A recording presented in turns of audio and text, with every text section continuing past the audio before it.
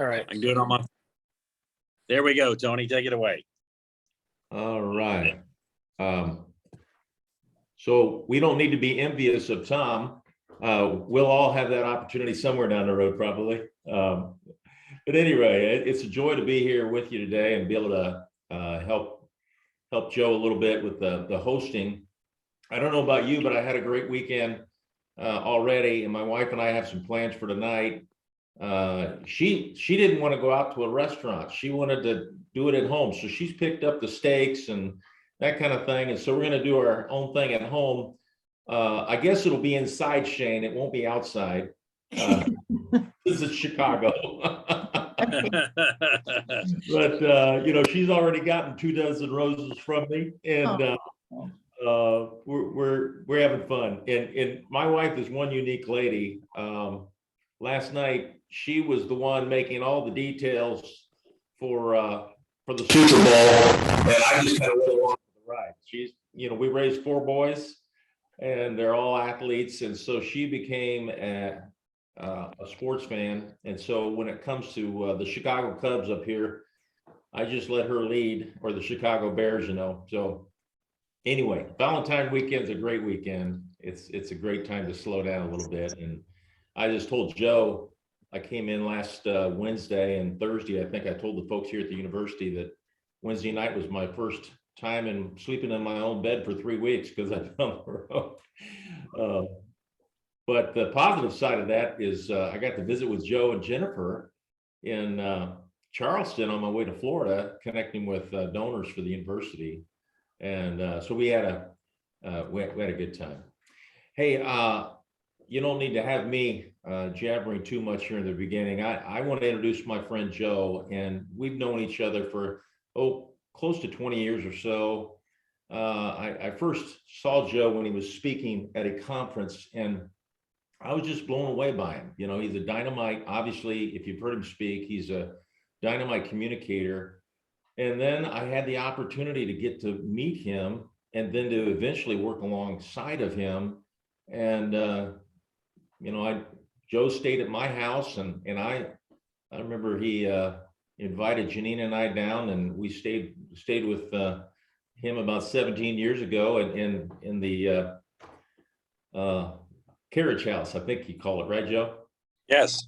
Yeah, and so we had a great weekend that weekend, been to church with Joe and worshiped with him, and it was just wonderful to go to church with Joe and Jennifer a few weeks back when we were down there. But we've had some tough times together, and we've had some really good times together.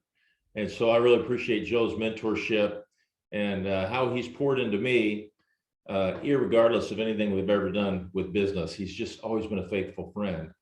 And so I'm really excited to be a part of this. And we're at the beginning, and I'm really excited about where we're headed and where we're going. And one of these days, I'm looking forward to meeting all you guys. We'll have some kind of group event down there in Charleston, and Joe will get us all together for, something. Yeah, I'm looking forward to it. So Joe, why don't you take it away, and we'll go from here. Well, thank you, Tony, and welcome everybody. The way I want to start this out without offending anybody ever, is let's just have a little prayer.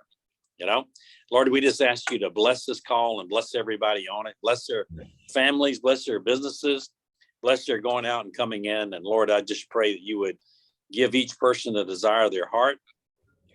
And Lord, thank you for your love for us. On Valentine's Day, everybody's talking about love, but the love I really focus on today, Lord, is the love you have for all of us.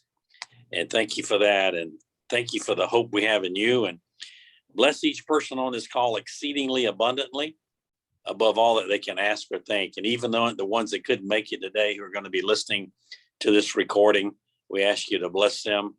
In your name we pray, amen. And so guys, this is great. Jennifer and I were having lunch after church yesterday, and she said, I'm very thankful for our business and very thankful for the way you work and all of that, and the way we work together. But she says, I see what your real passion is. And your real passion is people and blessing people in ministry. And she says, my prayer is going to be for you that we have something that comes in a large way to us, and it could very well happen because of some of our investments, so that you never have to ever think about working again, and that you can pour yourself into the people that join your insiders club, so that they can see your love and your passion for them, and you can spend more and more of your time doing that. And I thought, gosh, that's pretty perceptive. You just hit the nail right on the head, because that's exactly what my passion is: helping people and giving people what I've had to learn the hard way. And then we went on to say, and wouldn't it be cool if we could have many thousands of people in our insider club come to Charleston, South Carolina, for a weekend retreat where we bless them and have dinners together and have fellowship together, and allow them to see our city, and to set goals, and to have new ideas presented, and all of those kind of things. And you know what? That's going to happen in the future, Tony. That's going to happen. And so I appreciate you leading off with that, because you and I were talking a little bit about that earlier. So I just want you guys to know I love you today, and what a great day. And a lot of you guys probably watched the Super Bowl yesterday and last night, and you're raring to go with a new week. And that's why I'm glad we do this on Monday. It just kind of gets my attitude right. And, again, Jennifer and I were talking. I said, Jennifer, the one thing that I see in everybody, whether they're in the Insiders Club or is somebody we meet that's serving us at lunch or dinner or something, everybody needs encouragement. Everybody needs to be encouraged. Everybody wants to be a part of something where they feel they're special. They feel there's a certain amount of protection there for them. They feel that they can be a part of a community who are doing positive things, and they just want to be encouraged and assured that they are special. And God doesn't make any junk, does he, Tony? No, he doesn't. He doesn't. And so we have some really special people in our Insiders Club, and it's growing every day. I'm so excited, and I'm gonna speak this. I'm gonna prophesy this into existence. We're gonna have 1 million people worldwide in our Insiders Club. Gosh, it's gonna be so cool, and we're gonna create our own economy, and we're gonna change things. And Tony, today I want you to tell people about. I know your job business, but I think it's cool that other people have other streams of income. And one of the things that I'm really impressed about you is you have a silver business, and gold and coins and that kind of thing. And I encourage people today, with everything that's going on in the world, to have a little food on hand and a little silver on hand and some of that stuff. And wow, I was just taken back when you started telling me about what you're doing. And by the way, you can count on me to buy some silver from you. But tell everybody today a little bit about what you do. And I'm going to use you as an example, like I did Shane the other day, when she started telling about her business and getting it off the ground. And I know that's kind of what you're doing with your silver business. And I'm fascinated by it, because I own some silver, and now I'm going to buy some silver through what you're doing, which I think will be a blessing to both of us. So tell us a little bit about that, Tony. Well, I realized really about 30 years ago, Joe, that, I had this ministry habit. My father was a pastor and evangelist, and my mother started babysitting in our home to bring in cash to support Dad's addiction to ministry, because he was not necessarily making a lot of money as a pastor. He pastored small churches initially, but every church he ever pastored grew. He was a very evangelistic type of a charismatic type of a guy. And I think I learned by watching Mom and Dad to not make excuses about what you get paid doing whatever you're doing, whatever you're called to do. And about 30 plus years ago, I realized if I was going to stay here at the university and still do what I needed to do for my wife and my children, I was going to need to diversify and create other income streams. So I started doing that about 30 plus years ago, and some things have worked out not so good and other things have worked out great, and you've been part of that blessing, Joe. I just want to say that you've been part of that blessing for me. With everything going on with inflation and the fiat currency and everything that we're experiencing right now in the United States, really around the world, but here, especially in the United States, I had been approached by a friend of mine to take a look at a silver gold buyers club. And I had just kind of ignored it initially, but it got my attention here watching what's going on in our society. And so the more I dove in, the more I realized that Jim, he lives in Hawaii, one of my buddies that I met here at the university. His wife used to do ministry with me here. She would set up mission trips for our students. But anyway, Jim contacted me and let me know what he was doing. And he said, Tony, I'm not really sharing this with a bunch of people, but this is what I'm doing. I'm buying gold and silver, and I'm just kind of watching and seeing. And so that's kind of how I got started with this, Joe, last year. And I began to actually invest in gold and silver collectible coins initially. But what I've learned over a period of almost a year now is that all of us need to have a defense with what's going on. We need to have a financial defense, and we also need to have an offense. Now, when it comes to offense, we know that there's more risk with offense. If I'm playing football, like we watched last night, hey, if you're going to throw the ball, you might get intercepted. If you're going to run the ball, you might fumble. But there is some risk to moving the ball down the field to try to score a touchdown. Defense is a little different.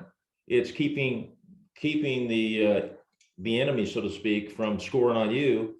And right now in our country, we're really struggling on defense financially, economically, because people are making money, and yet the inflation's growing higher than what we're really bringing in.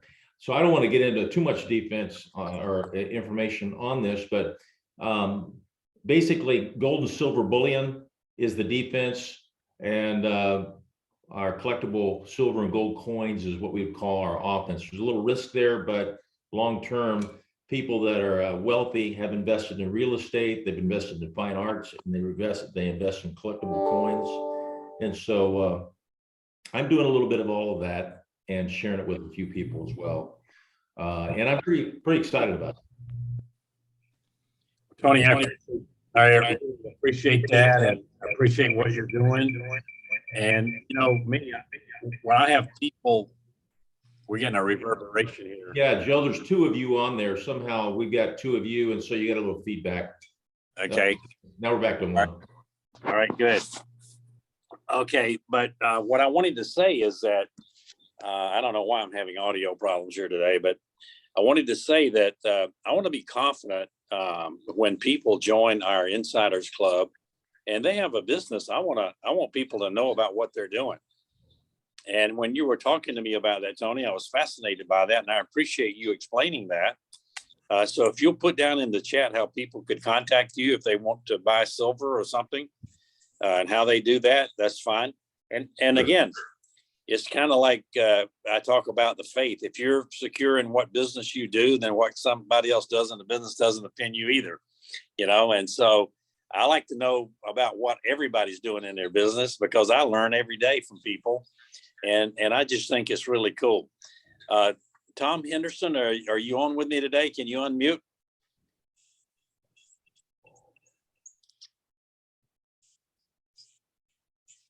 Is Tom on today? He might be muted out. I Unmute. Yeah. Unmute. There you are, Tom. Yes, sir. One of the things that I want to talk about today is the word love. And, you to me epitomize, you just love people. And when people are around you, they just love you. And I know I've learned a lot from you over the years about how you interact with people and how you treat people and how you make people feel special. But today being Valentine's Day, can you share a few little tidbits of how you interact with people and what the word love means to you and some of these things, just for a few minutes? I was just looking back a couple of weeks ago on different conversations we had, and Jennifer came up with the word value, creating value in people. And I think that's love. I think giving people value and making them feel valuable, and just acknowledging. I do a lot of work with the homeless communities and stuff for 30 years now. But just looking them in the eyeball and having a conversation with them and seeing them, and acknowledging. And I think that's, we do that in life in general. I think that's love, just acknowledging people's presence. And I think the best part, and over the years that I've known you in the discussions and stuff, the most important part of having a conversation with people is listening. And sometimes we want to talk, but sometimes you sit there and you're nod and you agree, and they just talk and everything else and say, "I'm just really interested talking to you. You help me so much." You don't say anything, but just nod your head and agree. People just need recognition. And I think loving people where they're at, and seeing the possibilities, and expressing those possibilities to them, because a lot of times people, especially today, being so detached from society and closed in environment that we've had over the last year and a half, 2 years, we're not meant to be loners. We're meant for community, and we are meant to associate with people and have relationships. And that's last year and a half, a lot of people haven't had that contact. I think it's just acknowledging people, accepting them where they're at, and just letting them know they matter. And like Jennifer said, bring value to people. I think that's Yes. the greatest love we can do, I think, is make people, when they walk away from us, that they feel valuable and better. Yes. Yeah, just better. That's exactly right. That's the great words of wisdom. And my thing is in life, people are coming from all kind of different places, and you just don't know where someone is, and so you just have to love them. You just have to love them anyway. And I've had people tell me before who've been kind of rude and snippy with me, and I just kind of laughed and said, gosh, that's great. I love you anyway. And after a while, I went them over because, I'm not going to be offended by them having a bad day, or I'm not going to be offended by what's happening in their life that I don't know about. Yeah. It's going to be me. And so when I do that, I feel like I have the power. I haven't given my power away by trying to argue with someone. I think the worst thing you can do is argue with someone. I really do. Can't win. I say that an argument can't take place if you don't participate. Takes two. Yeah. It does. And so when you get in agreement with someone, even though they're wrong, it's like I was having somebody talk to me about politics yesterday. I'm in Savannah, Georgia, by the way. My wife and I are taking a small vacation for Valentine's Day, and so I'm in a hotel room down here, and that's a little bit of the reason I'm having problems with my computer for some reason. And so I'm on my phone.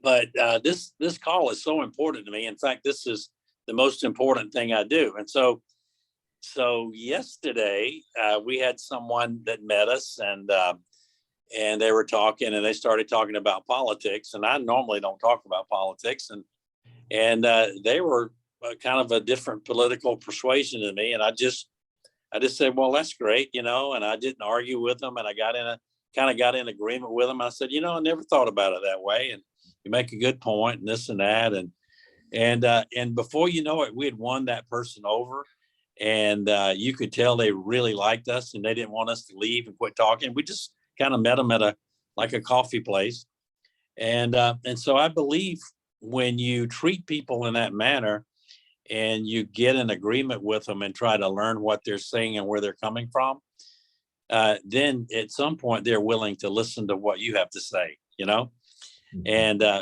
no one wins in an argument. No one. And so, man, I'm just going to love people and be a blessing to them. And there's so many people right now who are struggling and need encouragement, Tom. And I appreciate your wisdom in that area, and adding value for sure to people and their lives is what needs to be done. And I got to give Jennifer credit for that one. All right. All right. Well, Shane, welcome to the call today. How are you doing? I'm doing terrific. Thank you. Great day. Wonderful Good. weekend. Good. You look so nice today. And when I think about you, I think you are the epitome of grace and sophistication and all of those wonderful things. And I want you to share with people a little bit about what you're doing today, and how your weekend was, and how your business is going, and some of these things. Oh, great. So I take a lot of notes, as I said last time, and so many wonderful ideas already so far. Joseph, I just want to tell you what a blessing you've been to me and my business, and that a blessing that I was led to you. I'm so grateful for the vision that you shared with me right up front. I think it was our first phone call, of a new way of looking at my healing practice, Tri Wellness, and my goals. And that's really set in motion everything that I've been doing, and kind of picking up steam as I go along. And I've been contacting my old clients from 10 years ago. I've been talking to my friends. I've been, having people come try my different things that I do in my practice, and just sort of trying to pull it all back together and see what's working, and get some good feedback. And gosh, is that inspiring. I mean, talk about, hoping that people feel better for having spent time with you. That is the absolute best aspect of what I do, is knowing that people feel better.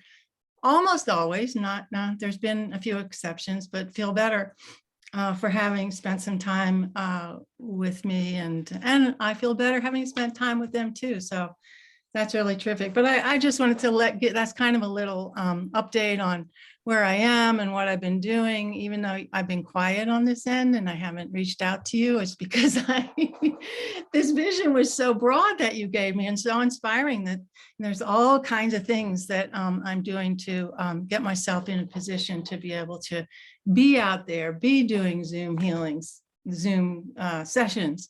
And that's a whole other level, but just sort of getting the foundation in place first. So that's what's going on my end. Well, I tell you, I am so proud of you. And, from the first time I talked to you to now, you have a whole different countenance. It's so cool to watch. It's so cool to watch what God shows me in people, and that I can tell them what I see. And one of the things that I do when I work directly with people is that I tell them that eyes that look are common, but eyes that see are rare. And most people look at things, but they never see it. Now you guys are going to think I'm weird, but I really see things. And one of my gifts in business is in a deal, when we're working a deal, I can see the end before the start. And if I can't see the end before the start, I don't do it. And so the reason I'm doing the Insiders Club is I see the end before the start. And remember me when I cast the vision with you guys about the Insiders Club, there's so many people that are not able to get on the call for some reason. Like, one guy's at the doctor today, one guy's flying today, another lady's not able to get on today, on and on. And I hear these things and I say, it's okay. It's fine. This is like a buffet. You take what you need, right? And some days you're not going to be able to get on, and then some days you are. But me, I'm not going to miss, because I get such a joy out of being with all of you and sharing with all of you and teaching you the techniques that I've learned, both spiritually and by the School of Hard Knocks. And so being able to see, and if you're around me long enough, I'm gonna anoint you and share with you that gift, and you'll have that gift too. So being able to really see the need that a person has, or to really see the business transaction, or to really see what the next move is, like a chessboard, is really cool. A cool gift to have in business. One of the things that I wanted to share with you guys today on Valentine's Day is my oldest daughter married a really special young man, and I'm just so proud of them as a couple. They have 3 beautiful granddaughters. And years ago, my son-in-law asked me to share with him an important book I think he should read. And he won't mind me sharing this with you. And so I told him to read Rich Dad, Poor Dad. Now, my son-in-law is a very astute business person and investor, and has a master's degree in business, and works for a technology company, and he's just knocking it out of the park. And he and my daughter do very well. And so that being said, I told him to read Rich Dad, Poor Dad. Now, my son-in-law's father is a very well-educated man. I think he has a doctorate. He was a superintendent of education in Canada for years, and retired as a superintendent of education. I mean, a very, very, very well-educated man, much more than me. And so Robert Kiyosaki in his book describes his rich dad and his poor dad. His poor dad was one that was his own father, that was really well educated, and always worked for the system and never had a business and this and that. And the poor dad was his son's friend, his son's dad, who really didn't have a big education, but he had a lot of access to wealth and assets, and had built a nice business empire. And so Robert Kiyosaki was drawn to who he called the rich dad, who was not his dad, and wanted to learn from him. And so he did.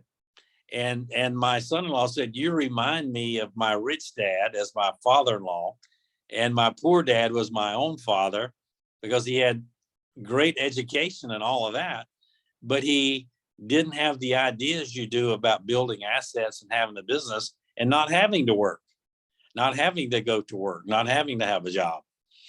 And I like to say, I heard Elon Musk say this, and I just died laughing when I heard it. He said, there are a lot of idiots who have bachelor's degrees.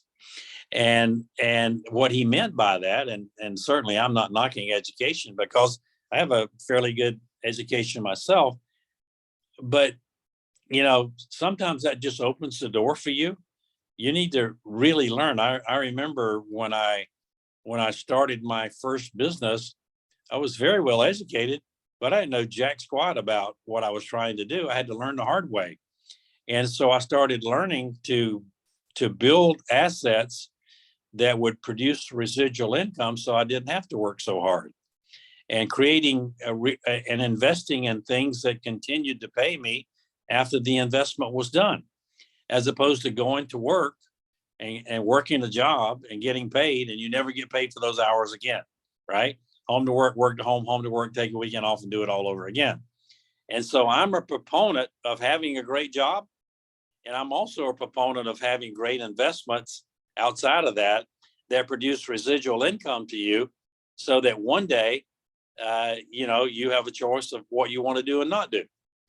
And so that's kind of how I've lived my life, having a business that produced, great assets for us and residual income.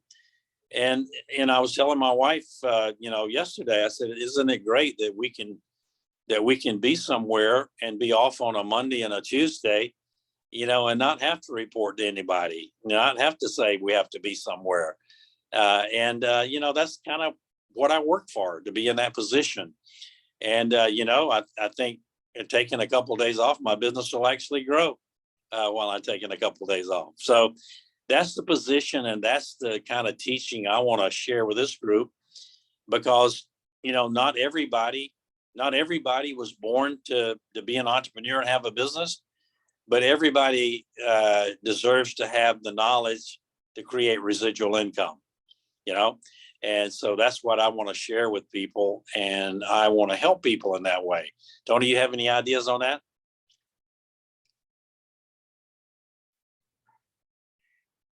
I totally agree. I believe God's in the multiplication business, and whoever we are, we're to be a blessing to other people.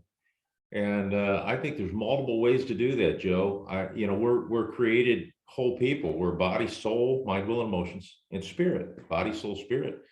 And there's all kinds of ways to bless people physically, and in their mindset, and their thinking, and in their spirit. And I see everything. I think this really hit me when I was in college, when I was playing baseball. I played 4 years of baseball like you, Joe, and I was a wrestler. But my coach was a guy that poured himself into us, and he really helped us to see everything from a spiritual standpoint. And everything we do can be a vehicle to really impact people and bless people with an abundant life that Jesus talked about. And so, there have been parts of my life where I hadn't been educated by the rich dad, so to speak.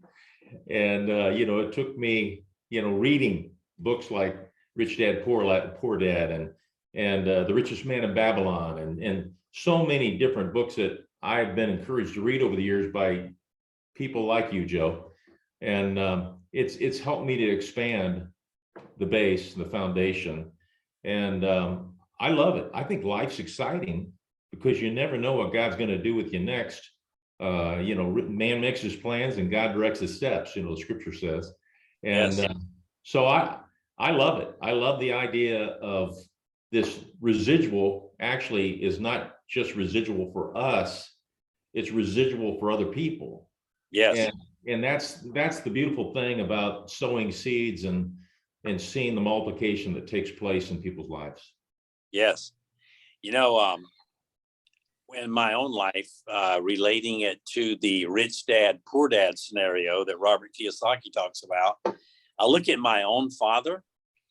My own father had a 5th grade education and worked in a textile mill because he didn't have the advantages. He had a number of brothers and sisters, and he had to work to support the family. I think my father had like 11 brothers and sisters.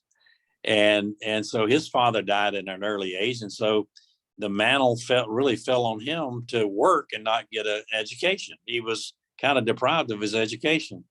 He also was a semi-professional baseball player, catcher, before the war started. And so he had aspirations to do great things too.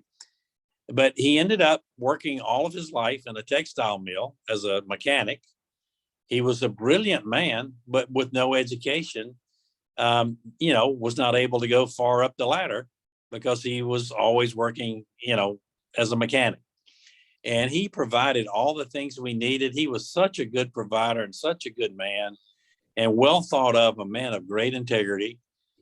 But, growing up that way, I looked at wanting to be a businessman, and while I would ask my father about how to play baseball, after that career was over, I didn't ask my father how to build a big business because he didn't know either. And not to offend my father in any way by saying that, but when you want to do something that you haven't done before, you want to ask someone who is doing it how they did it, right? And so that's what I did.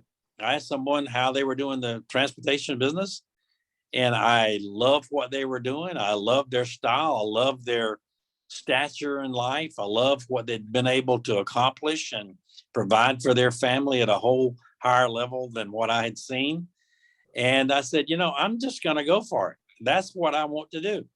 And so I sought that kind of counsel from somebody who had actually done what I wanted to do. And it became a great success in my life. And so that's what I encourage you guys to do. I mean, who are you seeking your counsel from? Are you seeking your counsel from somebody who's never built a business? Are you seeking your counsel from someone who's never done what it is that you want to do, or never has achieved any success in what you're trying to do?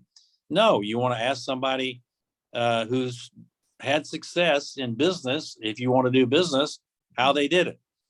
I like to say, Tony, and I heard you say this one time, you wouldn't go to a car mechanic to get advice on heart surgery, and you wouldn't go to a heart surgeon to get advice on getting your car fixed, right? And so that's a really good analogy of how you should seek counsel in today's world, especially. And there's so many pretenders, there's so many people who act like they've had something. And I heard someone say that they spend their money, they take the money that they make to invest so that they can have more money, when other people take the money that they make to spend so that they can impress people that they really have money that they don't have, right? That's a pretty wise statement. And so what I have learned, that I am steward of what I have, Tony. I'm the steward of what's been given to me, and I want to be a good steward of it. I want to use it wisely. I want to bless people with it. And that doesn't necessarily mean money. It also means time, being a good steward of your time. What are you willing to give to someone that maybe doesn't produce a return? And I want to give of myself every day to teach people what I know, so that I can see other people do some of the things that I've done and duplicate myself. What do you think about that, Tony? Oh, I totally agree. What came to my mind while you were speaking, Joe, and maybe this is another curveball that I'm throwing, but I work, here at a university. I work among earned doctorates, PhDs, et cetera, et cetera. But what has happened to me over the last 3 decades of entrepreneurial aspects in my life is that, hey, we want to seek information from people that have fruit on the tree. But you have to look at the fruit on the tree in their life. What is it that they are an expert in? And just because I don't want to ask this PhD for advice on business, it doesn't mean I'm devaluing him. It's just I'm acknowledging that he doesn't necessarily have the fruit on the tree that I'm looking for in a particular area. I've come to realize that. I had a situation a while back. My father died at 55. He supposedly, quote, died of diabetes. Well, knowing what I know today, my dad didn't die of diabetes. He died from the medications they had him on. No one should die from type 2 diabetes. That's something that can be turned around. And I've done more research in the area of wellness than most MDs. And the fruit on the tree is my own personal life. All of my brothers have heart disease. I don't have that level of heart disease, but I followed a different path. And I've learned from people that have fruit on the tree. And that's a very important area. I mean, if you don't have your health, it doesn't matter what else you're doing. The clock's ticking, so to speak. And so, I learned a while back to respect my MDs, but listen and understand that they know what they know, but they don't know what they don't know. And yes. So I had to fire my MD, and I found a DO that realized that I had a brain and we could talk about treatment and collaborate and what needs to happen. And so I've been blessed physically because I didn't just buy what people say. I'm looking at fruit on the tree and looking at real research. And so again, it's not degrading that MD. I've got a lot of friends that are doctors, but it's using our own minds and the capability God's given us. And so again, it's not devaluing someone. It's actually valuing people for what they know and what they, and I'm going to go to people that have the fruit on the tree Yes. in the areas for that information. I don't know. That's just something that hit me as you were talking. It just makes total sense. And Yeah. we're all different. I do believe in diversity. I do believe in gleaning from Joe Land what Joe Land has fruit on the tree in, and then Joe Land can glean from Tony, the areas that Tony's strong in. We all have strengths and weaknesses, and it's just being transparent about those strengths and weaknesses and being willing to walk in humility and realize, hey, but for the grace of God, there go I. I want to give you the strongest statement I can say about the Insiders Club. Now this is me telling you all of you who are listening and who listen on recording. I have learned so much from you guys. I have learned so much in the 4 or 5 weeks we've done this.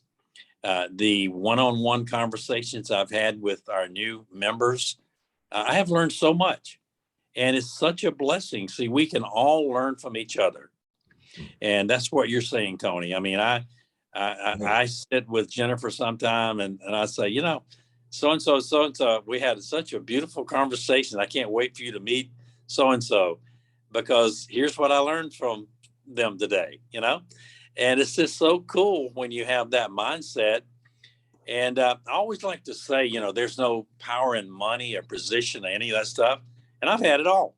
I've had 3 jets at one time. I've had it all. And there's no power in that. You know what there's power in?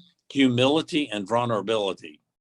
When we're able to say that we don't know everything, when we're able to humble ourselves and learn from someone else, when we're able to check our ego at the door and say, I'm not letting that get in the way of my, learning and having, being self, then I think we can really grow and have some powerful experiences. But, Tony, one of the things I want to finish this call with today is Valentine's Day, and I'm taking Jennifer out for a nice dinner. I'm going to give y'all, she's not on this call, so I'm going to tell y'all what I got her for Valentine's Day. I have a guy in Charleston, South Carolina, who is a chocolatier. He's a French chocolatier. And he makes stilettos out of chocolate, ladies' heels. And so I got her a beautiful red ladies' chocolate heel and a chocolate heart, a beautiful chocolate heart. And so I'm going to take her out for a nice dinner tonight, and we're gonna celebrate the word love. How much we love each other, and how much our friends love us, and how much we love our friends. And life is so fragile, guys. Over the weekend, we had messages from 2 of our friends. One of my longtime friends, fraternity brother, his son was killed in an ATV accident, off-road vehicle accident. Another one of my friends is hospitalized, very sick. And we just said, life is so fragile. We have to live every moment because we're not assured of tomorrow, And the word love just keeps coming up in my heart, because I just want to I just want to love people for who they are and how they've been created, and love them for what I see and what they can be, And I think if we will all really focus on just loving each other and loving our fellow man. My wife taught me this. She says, she has a saying, love wins. Love wins. And I have seen people mistreat her, and she doesn't react to it. She just loves them anyway. And every time, not one time or sometime, every time they come around and say, oh my gosh, you have the most wonderful spirit. We just love you. Thank you for how you reacted to me when I was off base or something like that. She's 100% right. Love wins every time. And so we just going to make it a point to love the people. We parked our car here at the hotel, and there was an elderly gentleman wanting to help us with our luggage. And when he did, we just took time to talk to him about who he was and what he did and about his family and what was going on in his life. And, you know, you could tell that not many people take an interest in him taking their luggage for him, you know. And I think when we can stop and say, take a deep breath and say, you know, I want to learn about this particular, I want to learn what's going on in his life and be a blessing that way. You know, people respond to that in a positive way. And there are no borders when you exude love. There are no boundaries. You know, everybody can relate to your love for them. And so on Valentine's Day, you know, I'm so thankful for God's love. I'm so thankful for the love that you guys show me. I'm so thankful, Tony, for the love I have for you and our friendship and all the people on this call. And if you will, Tony, why don't you kind of wrap it up for us today? All right. Thank you, Joe. And I want to tell you, I've seen that in you. I've watched you with people where you make people feel good. When I was down there and, you know, we went to church together on Sunday, and we went to lunch with your daughter and her boyfriend, and of course, Jennifer. And then in that place, the lady at the little shop where you bought the candle and you bought something else for Jennifer, you bought a candle for Janine, by the way. And she likes that candle. Anyway, I saw how you treated the lady at the counter, Joe. She felt good. When you left the room, she felt good because of not just that you bought some things, but because of the way you spoke to her. And, you know, I'm going to follow you, Joe. You and my VP here at the university, Brian Allen is his name. I've gone to school watching that guy. He treats everybody with respect. He edifies everybody. Everybody that walks away from Brian Allen feels better. And that's the way you are, Joe. And so anyway, I just want to thank you for having fruit on the tree, for being that example. And I know you know that you're not perfect. You know, I'm not perfect. Nobody's perfect. But boy, God sure gives us a perfect heart trying to be perfect. Yeah. You know, and so I really appreciate the leadership, and I appreciate being able to be on this Zoom with this family that's being created, and appreciate all of you sharing what you've shared. I've done a lot of listening up to this point, and Joe's brought me into this conversation over and over. But I tell you what, when I was on the road from Palm Desert, California to Phoenix, Arizona last week in the afternoon, I listened to the entire call, and it blessed my heart. It was really a great Zoom, great call, and I just appreciate being able to be part of this. Thank you. Well, the Ask Joseph Land show will continue next Monday at noontime. And I'm going to ask Doris, who is our operations manager, to send everyone out a complimentary link to invite people to this call next week on Monday. And we're going to have a showstopper. And then on March the 7th, we're going to put on a really big push and send out a complimentary link to all you guys to share with people. I'm going to do a more aggressive invite for March the 7th presentation. I'm going to have a couple of people on that call that I have actually worked with for a year, mentoring them, and they're going to tell you their results, and it's going to be phenomenal. It'll get you fired up. And so we're going to do some really cool things here at the Insiders Club. But thank you for joining the Ask Joseph Land show, everyone, today. And those of you who are listening on the recording, I hope you're blessed by it. And we thank you for joining us. And Lord, we just thank you for your ability to bless us today and to show us love on Valentine's Day, and help us to share that love with other people that we meet today and make a difference in their lives, because goodness knows everybody deserves to be loved. and everybody needs to know that someone loves them. And Lord, we thank you for loving us first and foremost. And we pray it in your name. Amen. So guys, have a great rest of your week today. And thanks for being on the Ask Joseph Land show today. God bless you guys, and goodbye. Thank you. Bye.